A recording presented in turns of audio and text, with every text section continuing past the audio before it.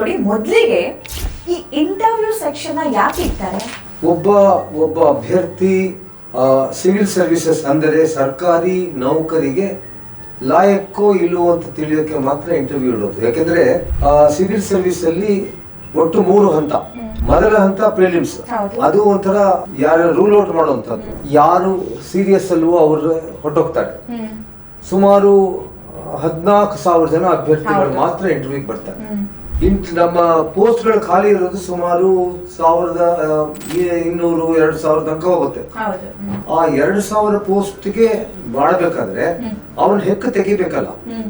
ಈಗ IAS ಅಧಿಕಾರಿ ಆಗಬೇಕಾದ್ರೆ ಹೇಗಿರಬೇಕು ಅನ್ನುವ ಒಂದು ಇದು ನಮ್ಮಲ್ಲಿ ಇರುತ್ತೆ. ಒಬ್ಬ IPS ಅಧಿಕಾರಿ ಆಗ್ಬೇಕಾದ್ರೆ ಅವನು ಹೇಗೆ, ಸರ್ಕಾರಿ ಅಧಿಕಾರಿ ಆಗ್ಬೇಕಾದ್ರೆ ಅವನಲ್ಲಿ ಏನೇನು ಗುಣಗಳಿರಬೇಕು ಅನ್ನೋದು ನಮ್ಮಲ್ಲಿ ನಿರ್ಧಾರ ಮಾಡಿರ್ತೀವಿ. ಅಂಥ ಗುಣ ಅಭ್ಯರ್ಥಿಗೆ ಇದೆಯಾ ಇಲ್ಲವಾ ಅಂತ ನೋಡೋಕೆ ಇಂಟರ್ವ್ಯೂ ಇರುತ್ತೆ.